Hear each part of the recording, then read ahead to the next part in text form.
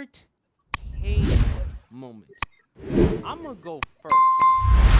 The rivalry between him and Shane McMahon. That was some intense stuff. Do you remember Survivor Series champ?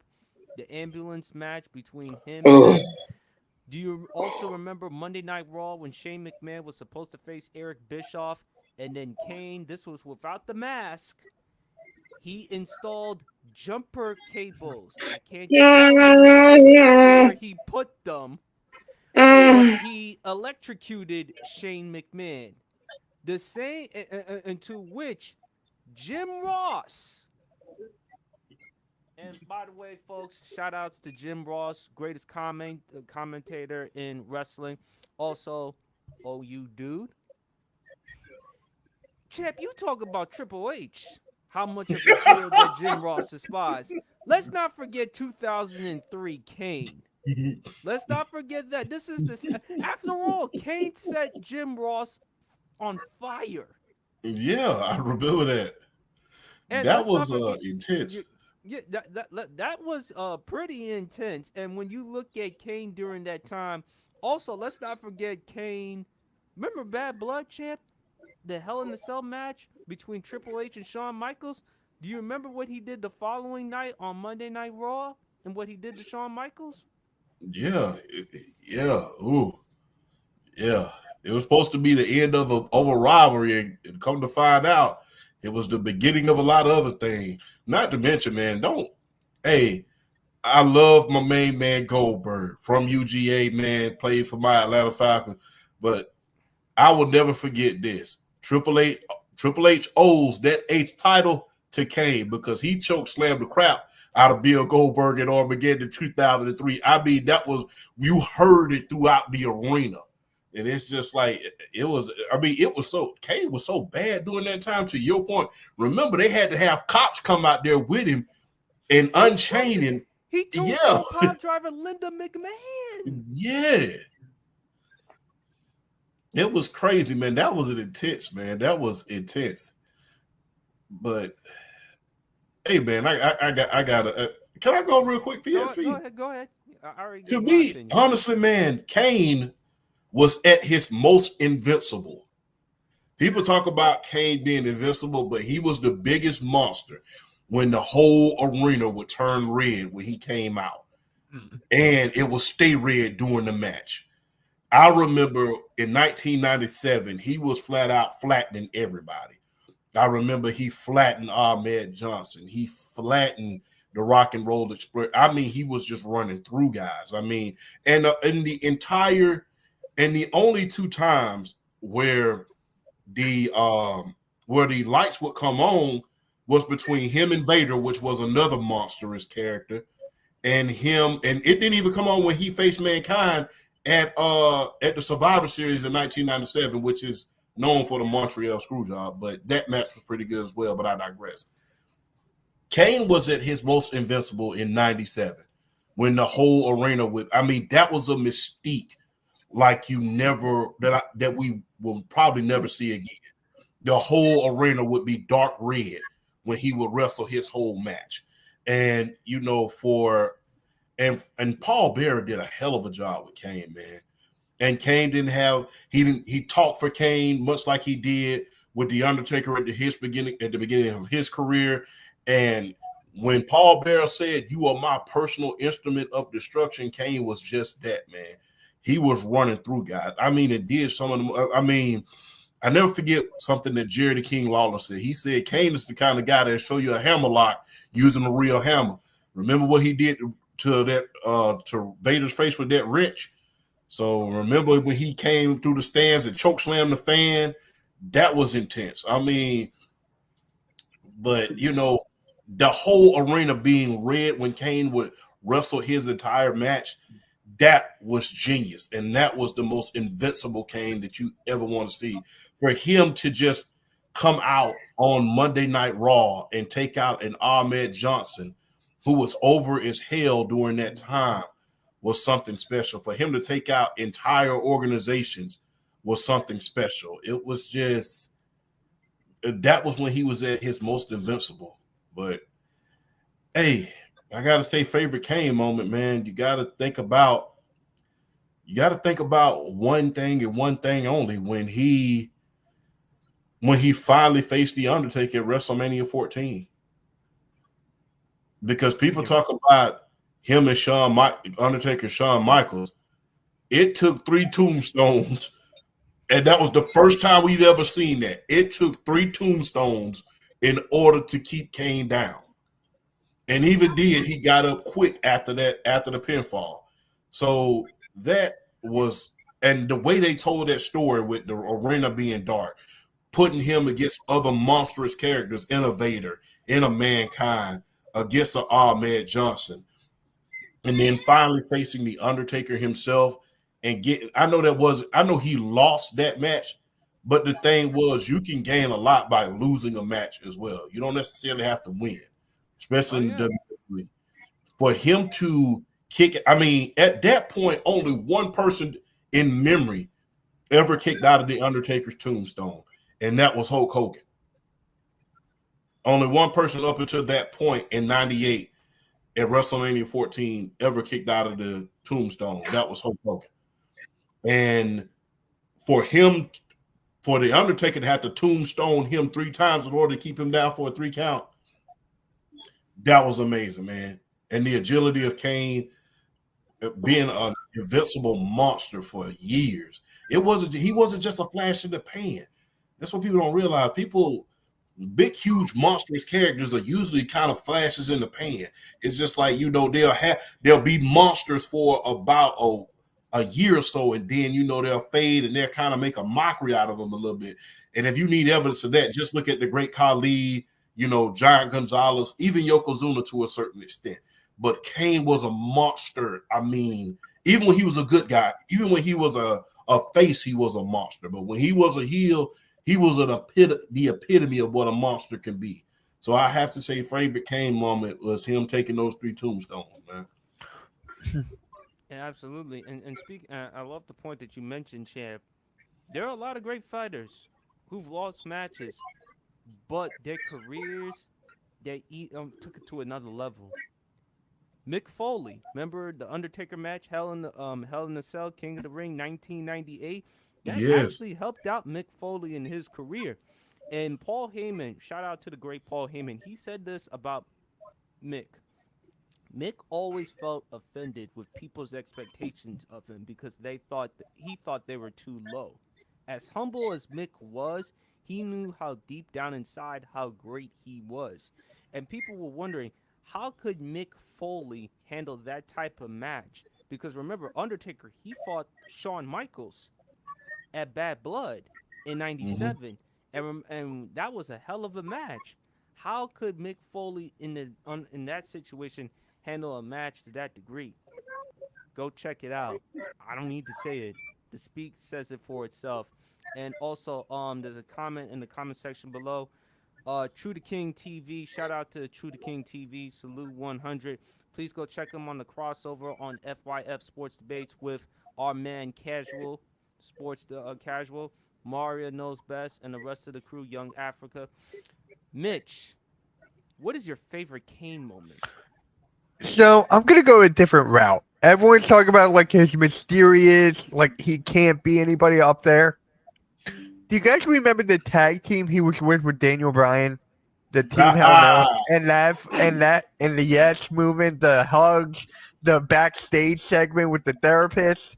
I mean, just the comedy side, the comedic side of Kane. That's what got me the most because we didn't get to see that side for decades. And then now we finally saw it, and they knocked it out of the park. That tag team, you thought it would never work, but it worked. Like, I got to go with that since I go a little bit outside the box. That was great, man. I would never even think about that. That was intriguing because anyone Mitch cooked with that one. Yeah. BRF. Well, for starters, Kane is my favorite big man of all time. He's my favorite big man of all time. 2000 to 2004, Kane needs to be studied. No way in hell somebody should be that size, be able to move the way he did.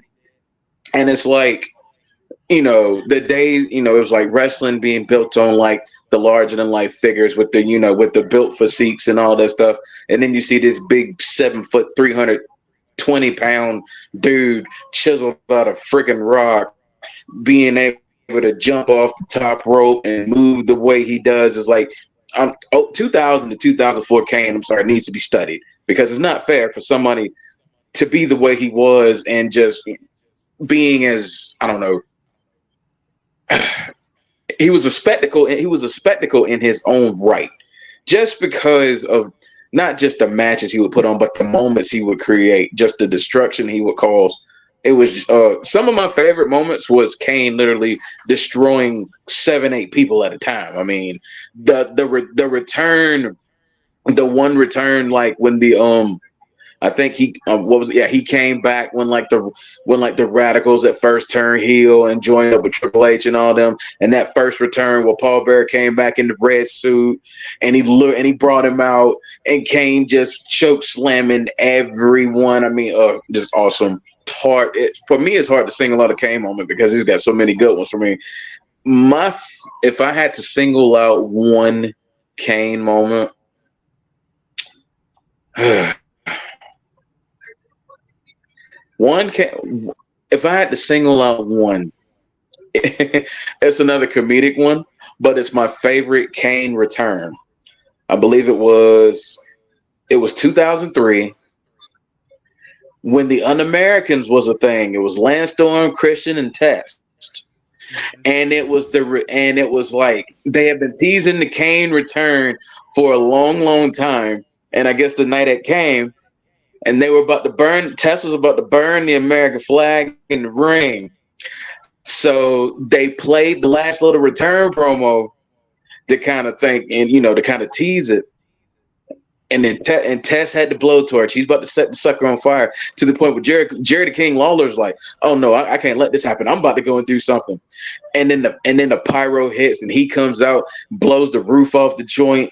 And and it was like just 3 minutes of just pure Kane chaos. I mean, the chair shot he took from Christian in the back, and he took it, he shrugged it off, and he turned around and looked at him. Christian wanted to crap his pants. Like just straight up. He probably wanted to piss himself at that moment. Like I swear to God, he hit him so hard. And then one-handed choke slam to him. Beats the crap out of Lance Storm. And then he grabs Tess with the JR, choke slam him to hell, Kane. Choke slam him to hell. Oh my gosh.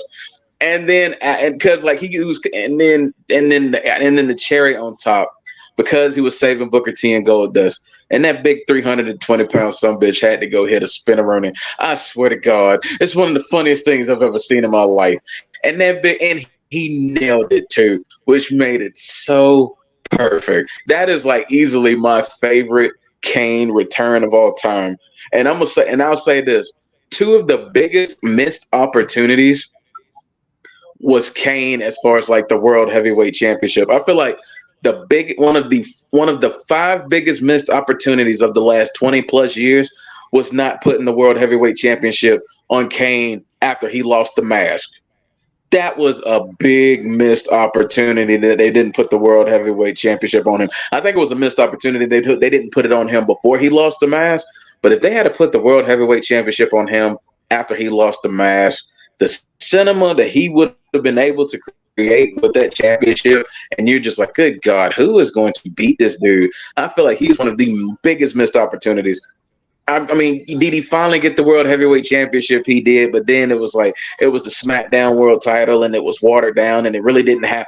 I mean, it was a big deal, but it wasn't like if he had won it in 2003, it would have been like, oh my gosh, like I would have loved to see him put the world title on him then. But if I had to single out a moment, it was that moment in 2003. He took out the Un-Americans, and then he hit the spinneroonie at the end, and it was his best face run, because then it was like tag teaming with the Hurricane, tag teaming with Rob Van Dam, and then that rivalry with Triple H where he ultimately lost the match. I mean, just Kane, I'm telling you, man, he's my favorite. He's my favorite big man of all time. I mean, say what you will, Kane's my favorite. I love, man. Kane was like a beast in every facet of the word, bro. But 2003 is my favorite. That return is my favorite. Did people forget? Remember, he and Big Show, they were the tag team champions at one point. Oh, Jesus. Hey, don't forget. Hey, let's not forget. What was it like? 2006 when they were tag team champions? Yeah, 06. I thought they were never gonna lose. I didn't think. I thought they were never gonna lose. Hey, speaking of comedy, like Mitchell was saying, man, hey, don't forget about being a Canaanite now. Don't forget about being a Canaanite.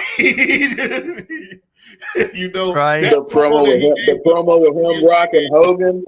Yes, that promo that he gave with Rock and Hulk Hogan was great. You know, 11,000 screaming Canaanites, and you know, remember the Rock was looking like Canaanites. So that was one of the funniest segments as well, man. I'll never forget that one either. He was funny, but as a monster in the 2003 when he was unmasked, oh my God, he was menacing. Remember when he chokeslammed Eric Bischoff off the stage? I didn't think off the stage. I know wrestling is choreographed because we won't say the other word. It's choreographed because dudes be actually getting hurt in there. But I literally thought that he had broke Eric Bischoff's back because of how hard he slammed him. I was like, ooh, I think he hurt for real, dude, because that was thunderous. I mean, he choke slammed him through that table and he hit the ground. I mean, You saw it. And do you remember the other incident with Shane McMahon? Remember Kane was chasing Shane, the car situation? And remember he had like a... I don't know what Shane put on the wheel. I don't know if it was like a 2x4 or whatever. And then he said, hey, buddy, have a nice ride. And then how the limo smashed into the WWE Corporation's truck. Remember that? Yeah, that was nasty. And to your point, man, that was the most intense. I've never seen two people just was out to just mess each other up. That rivalry right there, like somebody. Let's not forget when Kane set the fire and the fire and the dumpster. Yes. Yeah, they was out to hurt each other. They were playing. No. I gotta bring it back up. I gotta bring it back up. My favorite Jim Ross line of all time. We talked about this before. Kane was about to fight Eric Bischoff, and Jim Ross. It was like one of the lines of the year. I hope Kane whoops Eric Bischoff ass. I hope he choke slams into hell. And then when he walks out the arena, I hope he gets hit by a bus. Oh. Jim Ross. Do you remember Jim Ross's comments to RVD? Remember when RVD came to the defense of Shane McMahon? He said, "Eat some steel, Kane. You no good, dirty bastard." You know, bro. He said it. Jim Ross said it. I can't breathe.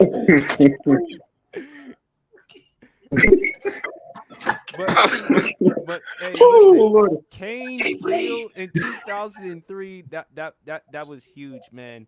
Also, Mitch, to your point with the Daniel Bryan, that was hysterical with he and Daniel Bryan with the yes man. That was hysterical.